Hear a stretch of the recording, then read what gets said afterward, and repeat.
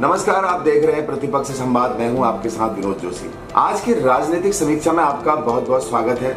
आज हम बात उत्तर प्रदेश की हॉट सीट गोरखपुर की कर रहे हैं। उत्तर प्रदेश की उलझी हुई राजनीति यह तय करती है कि इस बार किसकी सरकार बन रही है। पूर्वांचल की सबसे प्रभावशाली लोकसभा सीट गोरखपुर है, जहां की राजनीतिक मत से तय होती है। जी हां, गोरखपुर लोकसभा सीट उत्तर प्रदेश के पूर्वांचल इलाके में आती है। इस लोकसभा सीट पर गोरक्ष पीठ यानी गोरखनाथ मंदिर का दबदबा माना जाता है। इस सीट में यूपी के मुख्यमंत्री योगी आदित्यनाथ 5 बार सांसद रह चुके हैं और वे गोरक्ष पीठ के महंत भी हैं। यहाँ इस बार वे टिकट 2019 में जीते बीजेपी नेता व भोजपुरी अभिनेता रवि किशन को ही मिला है, जबकि दूसरी ओर समाजवादी पार्टी ने टेलीविजन अभिनेत्री काजल निषाद को अपना उम्मीदवार बनाया है। वहीं बसपा ने मुस्लिम प्रत्याशी जावेद सिमनानी को मैदान में उतारा है। उत्तर प्रदेश के 80 लोकसभा सीटों में से एक गोरखपुर सीट भी पिछले 34 सालों से बीजेपी की सत्ता है। केवल 2018-2019 के उपचुनाव को छोड़ दे तो इस लोकसभा सीट का सियासी इतिहास भी बेहद ही रोचक और दिलचस्प रहा है। आजादी के बाद से गोरखपुर लोकसभा सीट पर 19 बार वोट डाले जा चुके हैं, जिसमें 2 उपचुनाव भी शामिल है, जिसमें 6 बार कांग्रेस, 8 बार बीजेपी, 2 बार निर्दलीय, एक बार जनता पार्टी और हिंदू महासभा और समाजवादी पार्टी ने जीत हासिल की है। ये लोकसभा सीट आज की तारीख में हॉट सीट इसलिए कही जा रही है क्योंकि इस संसदीय क्षेत्र की राजनीतिक धुरी गोरखनाथ मठ है। गोरखपुर के बारे में कहा जाता है कि यहाँ जिस पार्टी का उम्मीदवार जीतता है उसका प्रभाव आसपास की कई लोकसभा सीटों पर भी पड़ता है। आजादी के बाद साल 1951-52 में जब पहला लोकसभा चुनाव हुआ तब गोरखपुर जिले की स्थिति कुछ और थी, क्योंकि वर्तमान में जो गोरखपुर लोकसभा सीट है उसे गोरखपुर दक्षिण सीट के नाम से जाना जाता था। पहले लोकसभा चुनाव में यहां से कांग्रेस उम्मीदवार सिंहासन सिंह को जीत मिली थी। पहले आम चुनाव में ही गोरक्ष पीठ के पीठाधीश्वर महंत दिग्विजय नाथ चुनाव मैदान में उतरे थे, लेकिन उन्हें हार का सामना करना पड़ा था। साल 1962 के लोकसभा चुनाव में गोरखनाथ मठ के महंत दिग्विजय नाथ पहली बार हिंदू महासभा के टिकट पर मैदान में उतरे थे। हालांकि तब उन्हें कांग्रेस उम्मीदवार सिंहासन सिंह ने 3260 वोटों से हरा दिया था। इसी के साथ सिंहासन सिंह ने तीसरी बार इस सीट पर जीत दर्ज की थी।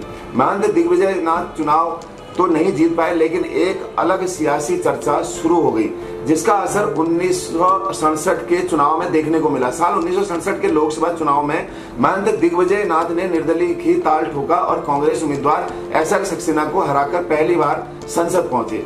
हालांकि सांसद बनने के महज 2 साल बाद वह ब्रह्मलीन हो गए।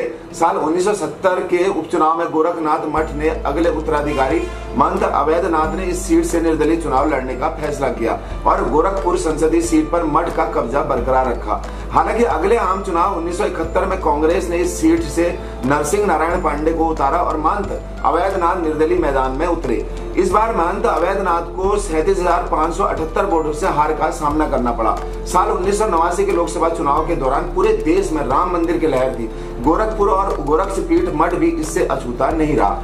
इस दौरान गोरक्षनाथ पीठ ने महंत अवैधनाथ के लंबे वक्त बाद राजनीति में वापसी हुई और वे हिंदू महासभा के टिकट पर मैदान में उतरे। उन्होंने जनता दल के रामपाल सिंह को 45,837 वोटों के अंतर से हराकर दूसरी बार संसद की सदस्यता ली। इसके बाद 1991 में फिर से चुनाव हुए और महंत अवैधनाथ इस बार बीजेपी के टिकट पर मैदान में उतरे। तब वे जनता दल के शारदा प्रसाद रावत को 91,359 वोटों के अंतर से हराकर तीसरी बार सांसद बने थे। इसी तरह 1996 के चुनाव में भी बीजेपी ने उन्हें उम्मीदवार बनाया और वह विजयी हुए। साल 1998 के लोकसभा चुनाव में महंत अवैधनाथ ने अपने उत्तराधिकारी योगी आदित्यनाथ को अपने बदले बीजेपी के टिकट पर चुनाव लड़वाया। तब योगी आदित्यनाथ महज 26 साल के थे। इस चुनाव में उन्होंने समाजवादी पार्टी के जमुना प्रसाद निषाद को 26,206 वोटों के अंतर से हराया और पहली बार संसद में पहुंचे। इसके बाद योगी आदित्यनाथ ने पीछे मुड़कर नहीं देखा और 1999, 2004, 2009 और 2014 में लगातार 5 बार गोरखपुर से सांसद निर्वाचित होते गए। लेकिन पासा पलटा साल 2017 में जब बीजेपी ने उन्हें उत्तर प्रदेश का मुख्यमंत्री बनाने का फैसला किया, तब योगी आदित्यनाथ ने सांसद पद से इस्तीफा दिया था। इसके बाद साल 2018 में उपचुनाव हुआ और पहली बार समाजवादी पार्टी के प्रवीण निषाद ने बीजेपी उम्मीदवार उपेंद्र दत्त शुक्ल को करीब 21,000 वोटों के अंतर से हराकर बीजेपी के 22 सालों से जीत के सिलसिले को तोड़ दिया। इसके बाद साल 2019 के लोकसभा चुनाव में बीजेपी ने भोजपुरी अभिनेता रवि किशन को मैदान में उतारा।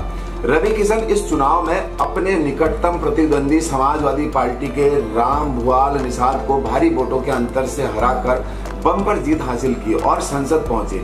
अब देखना यह होगा कि गोरखपुर की इस लोकसभा सीट से इस बार रवि किशन क्या दूसरी बार संसद पहुंचते हैं या इंडिया गठबंधन से उम्मीदवार काजल निषाद रवि किशन को हराने में सफल होती है, क्योंकि निषाद बावली क्षेत्र होने के कारण यहाँ टक्कर देखने को मिल रही है।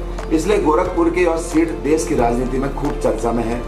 तो आपको यह आज की यह राजनीति समीक्षा कैसी लगी अवश्य बताएं और देखते रहिए प्रतिपक्ष संवाद। नमस्कार।